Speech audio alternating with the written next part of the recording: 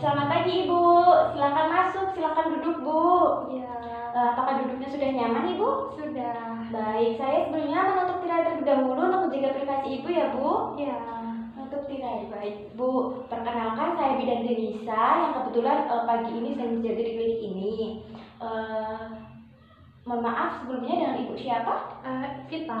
Oh baik, ini Ibu Vita yang kemarin katanya mau KB pil ya Bu, yang masih Iya. menyusui itu Bu. Iya.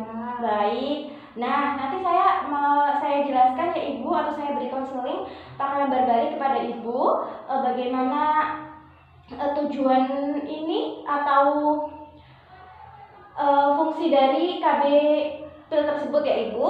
Iya. Nah, ini prosedurnya Ibu bisa duduk saja di sini. Tujuannya agar Ibu mengerti, kemudian lama tindakannya sekitar 10-15 menit Ibu. Oke. Apakah ada yang ditanyakan? Belum. Apakah Ibu setuju? Ya, saya setuju. Baik, Ibu setuju ya Bu, saya mau mempersiapkan alat terlebih dahulu Bu. Iya. Mempersiapkan alat. Baik Bu. Nah, ini pakai lembar balik ya Ibu. Iya. Apakah Ibu tahu Ibu fungsi dari mini pil ini Bu? Untuk mencegah kehamilan. Baik, betul sekali Ibu. Nah, kemudian saya jelaskan, pil ini hanya mengandung hormon progesteron atau progestin ya Bu. Ini dosisnya rendah. Kemudian mini pil ini disebut juga pil menyusui Ibu karena tidak mengganggu pada ASI Ibu. Kemudian dosis progestin yang digunakan 0,03 sampai 0,05 mg per tabletnya Bu. Nah, mini pil itu terbagi dalam dua jenis Ibu. Ada mini pil 1 dalam kemasan dengan isi 28 pil mengandung 75 desogestrel. Kemudian mini pil dalam kemasan dengan isi 35 pil mengandung 300 mg levonorgestrel atau 350 mg norethindron Bu. Kemudian selanjutnya Ibu, cara kerja mini pil ini menekan sekresi gonadotropin dan sintesis steroid seksual di ovarium. Kemudian endometrium mengalami transformasi lebih awal hingga implantasi lebih sulit Bu. Kemudian mengentalkan lendir serviks Bu sehingga menghambat penetrasi sperma. Kemudian mengubah mobilitas tuba sehingga transportasi sperma terganggu. Nah, kemudian ada efektivitas mini pil dari mini pil tersebut Ibu, yaitu pil progen atau mini pil sangat efektif Ibu, 98,5% efektif Bu pada penggunaan mini pil. Jangan sampai Ibu terlupa 1-2 tablet Ibu, atau jangan sampai terjadi gangguan muntah atau diare, karena akibatnya kemungkinan terjadi kehamilan sangat besar Ibu. Penggunaan obat-obatan mukolitik, asetilcysteine kebersamaan dengan mini pil perlu dihindari ya Bu, karena mukolitik jenis ini dapat meningkatkan penetrasi sperma sehingga kemampuan kontraseptif dari mini pil dapat terganggu Ibu. Kemudian ada keuntungannya Ibu dari kontrasepsi ini atau dari mini pil ini Ibu, yaitu sangat efektif apabila digunakan dengan benar dan konsisten Ibu ya. Kemudian ini tidak mempengaruhi ASI sama sekali Ibu. Kemudian di sini Ibu nyaman Ibu dan mudah digunakan. Kemudian hubungan seksual Ibu juga tidak terganggu ya Ibu. Kemudian kesuburannya cepat kembali, efek sampingnya sangat sedikit, dapat dihentikan setiap saat kapan Ibu mau, dan tidak mengandung estrogen. Jadi cocok sekali untuk Ibu menyusui ya Bu. Iya.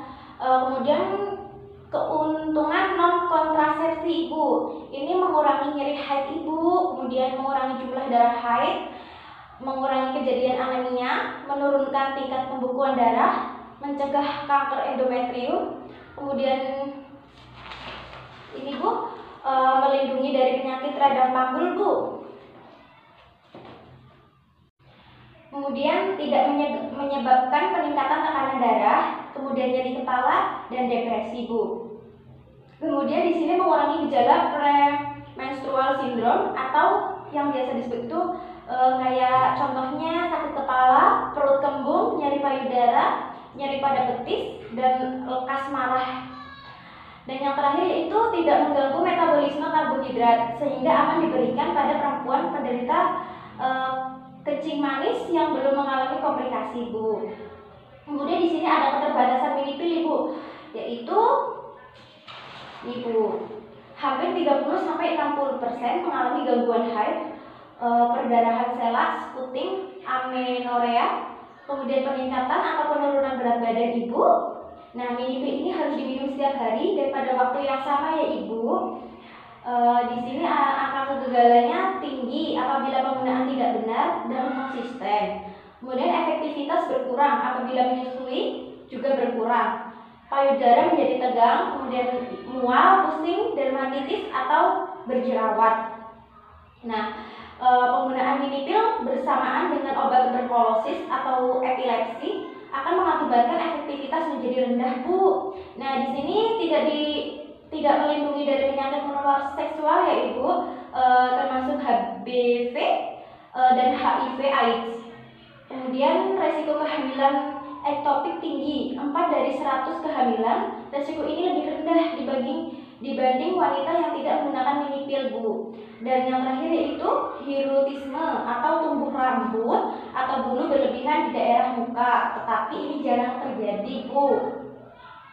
Kemudian di sini ada syarat-syaratnya, Ibu. Wanita yang diperbolehkan memakai mini pil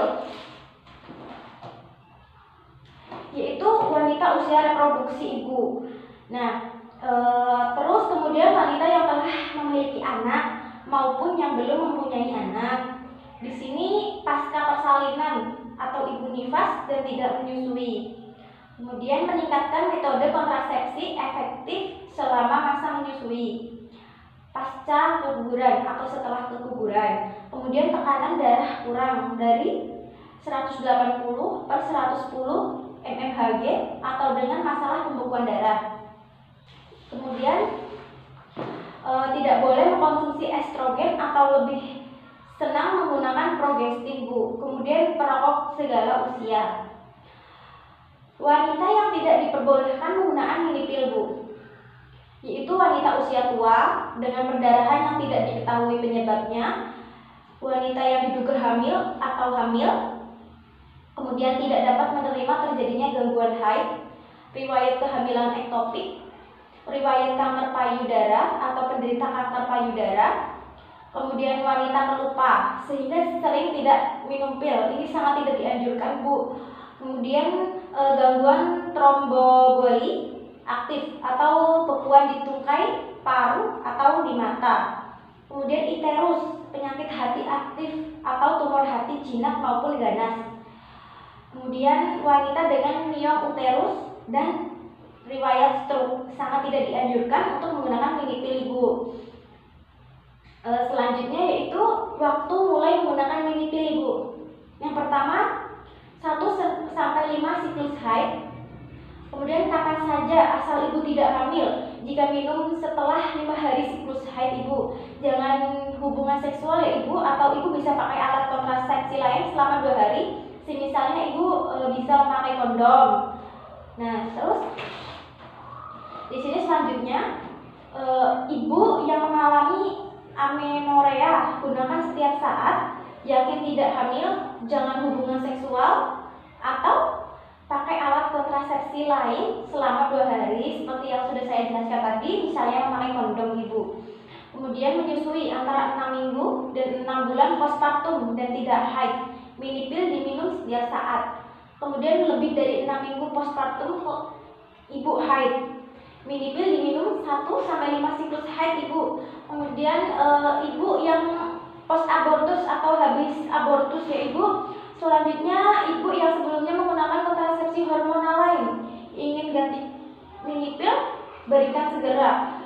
Setelah itu sebelumnya kontrasepsi adalah kontrasepsi suntikan, berikan mini pil pada jadwal suntikan tersebut. Sebelumnya non hormonal dan ingin mini pil, berikan pada 1-5 siklus haid.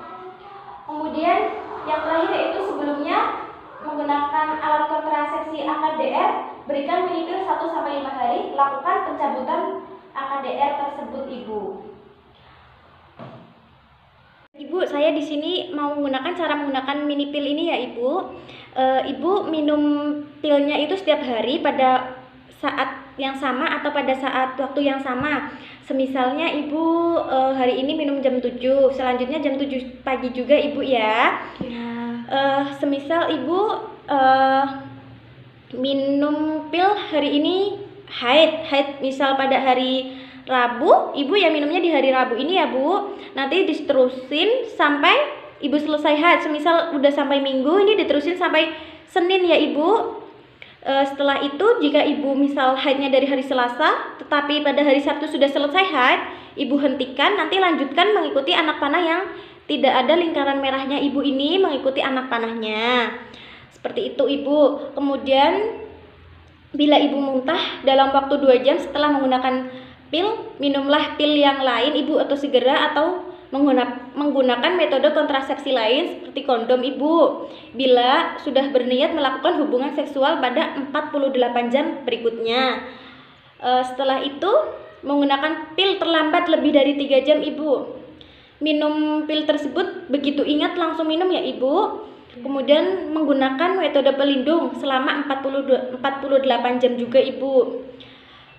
Bila Ibu lupa lagi 1 atau 2 pil, minum segera pil yang terlupa. Segera begitu Ibu ingat. Semisal Ibu seharusnya minumnya jam 8 pagi, namun Ibu ingat jam 5 sore, Ibu langsung minum ya Ibu. Ya. Tetap menggunakan metode pelindung ya Ibu, seperti yang sudah saya sarankan tadi, semisalnya menggunakan alat kontrasepsi seperti kondom Ibu selama 48 jam. Setelah itu jika Ibu belum haid, yaitu mulai paket baru, sehingga sehari setelah paket terakhir Ibu habis, Ibu ganti mini pill yang baru setelah ini habis ya Ibu.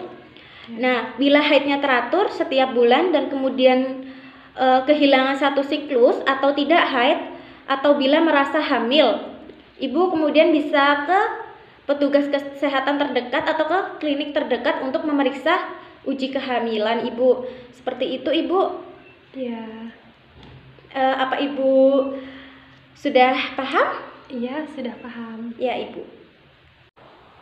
Baik Ibu, saya sudah menjelaskan kepada Ibu. Apakah ada yang ditanyakan Ibu? Sudah tidak ada bukan? Baik, jika tidak ada, saya mau mengevaluasi ya Ibu. Apakah Ibu sudah mengerti atau belum? Bagaimana jika Ibu lupa minum pilnya Ibu? Kalau hari pertama Ya. saya lupa, seingat saya langsung minum ya Bu Bidan ya. Kemudian hari selanjutnya nanti langsung minum sesuai jam yang sama kemarin-kemarin ya. Kalau udah hari kedua begitu juga kan Bu Bidan. Ya. Kalau hari yang ketiga Bu? Kalau udah 3 hari berturut-turut harus ganti kontrasepsi ya. Ya Bu, baik, betul sekali Ibu sudah paham dan mengerti ya Ibu. Ya. Kemudian Ibu bisa kunjungan ulang ke sini lagi jika ada keluhan atau jika ada yang dibutuhkan, Ibu bisa ke sini lagi. Terima kasih atas kerjasamanya, Ibu sangat baik sekali dan kooperatif sekali. Mari saya antar ke depan Ibu. Ini mini pilnya bisa diambil di depan ya Ibu. Ya. Ya. Terima kasih atas kunjungannya Ibu. Ya.